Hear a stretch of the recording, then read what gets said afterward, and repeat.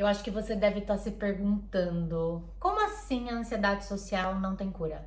Não, você não está no vídeo errado, e é isso mesmo, a ansiedade social não tem cura. E o que eu mais vejo aqui no YouTube são vídeos de curas milagrosas para ansiedade, depressão, transtornos da mente, tem uma gama infinita aí, né? Só que as coisas não são tão simples como parece. A vida já é complexa por si só.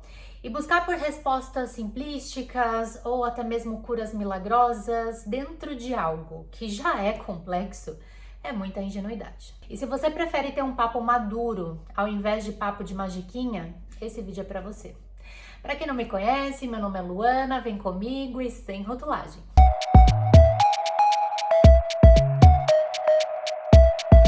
A ansiedade social é algo que causa muito incômodo e isso acaba de uma certa forma estacionando a vida de quem passa por isso. Eu tenho ansiedade social já fazem alguns anos e eu tenho aprendido muito a lidar com esse problema. Se você desconfia que você pode ter ansiedade social, converse com um profissional da área da saúde primeiro, tá? Pois eles vão avaliar se realmente é ansiedade social ou qual o grau dessa ansiedade ou se pode ser outra coisa também. E a partir daí, você vai poder iniciar um tratamento adequado para o seu caso. Mas é fundamental você ter informação para saber distinguir a ansiedade social de uma ansiedade normal, de uma timidez e de uma introversão. E para começar, o que é a ansiedade? A ansiedade é um sentimento de nervosismo, preocupação ou inquietação por algo que ainda não aconteceu. Ou seja, a pessoa sente tudo isso pela incerteza de algo que está por vir. Isso pode ser uma apresentação de trabalho, uma conversa com o chefe, uma prova importante ou até mesmo uma simples interação social. E a ansiedade, tá? É algo super normal. Todo mundo já passou ou vai passar por esse sentimento de preocupação por algo que ainda vai acontecer. Às vezes a pessoa fica ansiosa porque ela vai fazer uma apresentação de trabalho ou porque ela vai interagir com um grupo de pessoas que ela não conhece, mas esse desconforto que ela sente, ele tende a diminuir conforme o evento vai se desenrolando, conforme ela vai interagindo com as pessoas. E a pessoa que se sente ansiosa, ela não evita o contato social, como festas, apresentações de trabalho, entrevista de empregos, reuniões sociais. Ela não costuma ficar ansiosa por dias ou até mesmo semanas antes de um evento acontecer. Ela também não tem um pensamento constante e intenso de que ela está sendo julgada pelas outras pessoas. Essa ansiedade é um sentimento que a pessoa consegue lidar ou enfrentar mesmo estando ansiosa. E o que é a timidez? A timidez é um traço de personalidade. A pessoa tímida, ela sente vergonha de se expor diante de pessoas desconhecidas. Ela pode ter traços de insegurança, mas nem todo tímido tem uma baixa autoestima ou tem medo de passar vergonha diante das pessoas. Esse sentimento de se sentir envergonhado por estar com pessoas desconhecidas é super comum na fase da infância até a adolescência, e isso tende a melhorar na fase adulta. E o tímido não tem a sua vida afetada por isso. E o que é a introversão? A pessoa introvertida, ela sente prazer em fazer atividades consigo mesma. Ela prefere estar com pouquíssimas pessoas ou até mesmo sozinha, porque chega a ser um estímulo muito intenso estar em ambientes com muitas pessoas. E ela não sente tanto prazer nisso como estar sozinha. E o que é a ansiedade social? É um tipo de transtorno de ansiedade. A pessoa com ansiedade social, ela sente um medo constante de passar vergonha ou de ser julgada quando ela se reúne com pessoas. Ela fica dias ou até mesmo semanas com esse pensamento intenso e constante de que ela vai ser ridicularizada diante das pessoas, que todo mundo vai perceber que ela tá ansiosa e que as pessoas não vão ter o menor interesse de conversar com ela. Isso pode afetar a vida profissional, pode também afetar a capacidade da pessoa começar novos relacionamentos fora do âmbito familiar. Tem casos mais severos, né, onde a pessoa evita de sair de casa para ir no mercado, padaria, farmácia. Tem gente também que evita de se reunir com as pessoas. A causa da ansiedade social, ela ainda é desconhecida, mas estudos apontam que isso está relacionado com fatores externos e genéticos. Fatores externos são as experiências que a pessoa passa.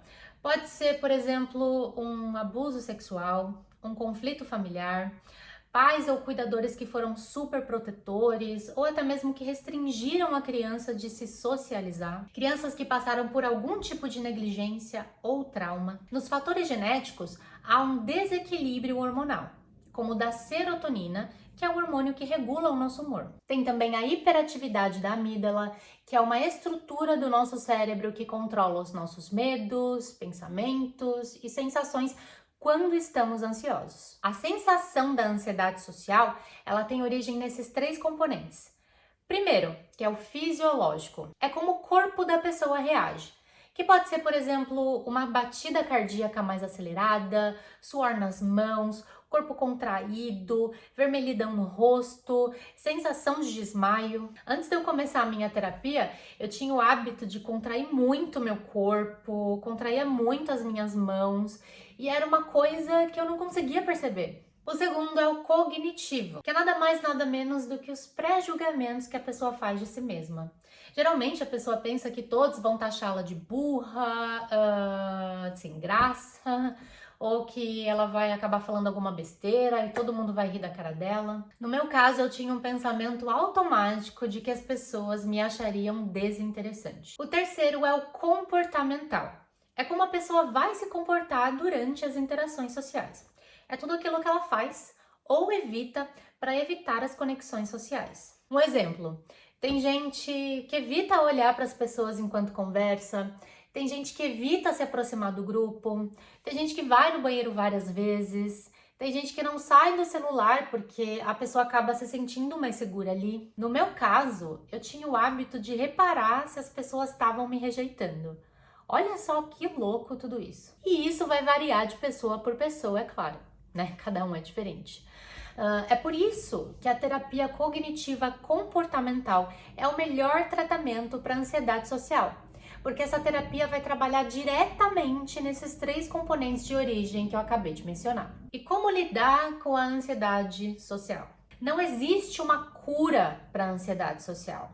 E se alguém chegar para você e falar que tem uma cura, ou essa pessoa precisa estudar mais, ou ela tá agindo de má fé com você. Por que é perigoso você afirmar que tem uma cura para a ansiedade social ou para qualquer outro transtorno da mente? Porque a pessoa que acredita numa cura, ela vai acabar construindo uma expectativa dentro dela. E quando ela passar por alguma experiência negativa, muito provavelmente ela vai se frustrar e isso pode dificultar a recuperação dessa pessoa. Quando eu comecei a fazer a minha terapia cognitiva comportamental, na hora eu já descobri que isso não tem cura. Eu confesso que eu fiquei um pouco chateada no começo porque eu queria me livrar desse problema que me incomodava muito. E quem é que quer ficar carregando problema nessa vida, né? Ninguém.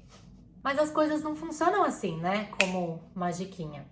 E hoje, quando eu passo por alguma experiência social que, ao meu ver, não foi tão boa, eu aceito com mais maturidade. Até porque nem sempre as coisas vão ser do jeito que eu quero e tá tudo bem. E reforçando, a terapia cognitiva comportamental, ela vai nos ajudar a lidar com a ansiedade social.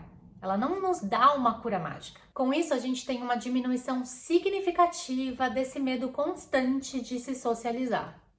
E aos poucos, a qualidade de vida social e a autoestima vão melhorando.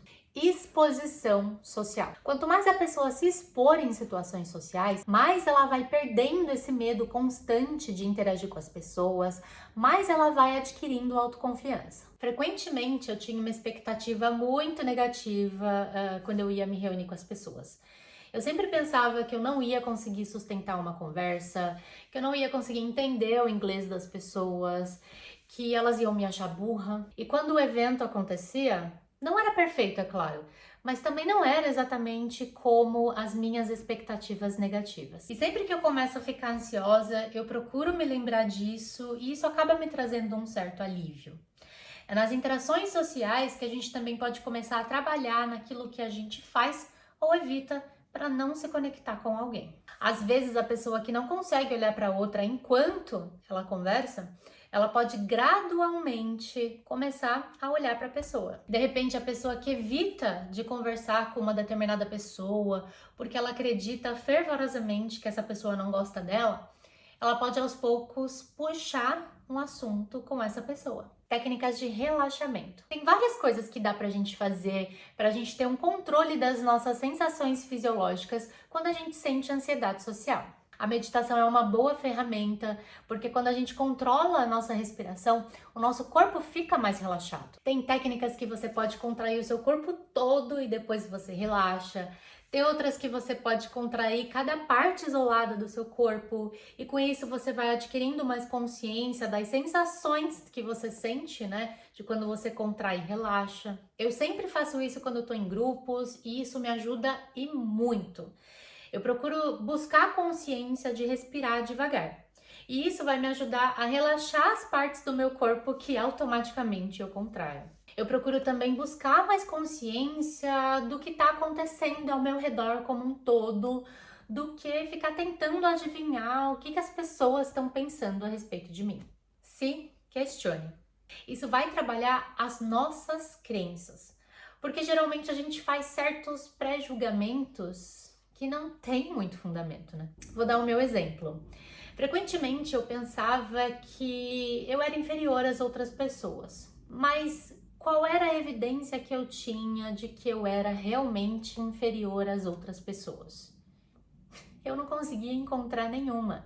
Então eu cheguei à conclusão de que isso era só mais um pensamento disfuncional do que uma evidência de fato. Cada pessoa vai fazer um pré-julgamento de si ou da situação e cabe a ela se questionar para descobrir se o que ela pensa tem algum fundamento significativo. E cá entre nós, na maioria das vezes o que a gente pensa não tem muito fundamento e tem mais a ver com a nossa própria insegurança do que com o outro. E cada profissional de saúde mental vai oferecer o exercício aí mais adequado dentro da terapia cognitiva comportamental para cada caso, acredito eu, né? Grande parte das pessoas sentem algum grau de ansiedade quando vai se reunir com um grupo de pessoas desconhecidas.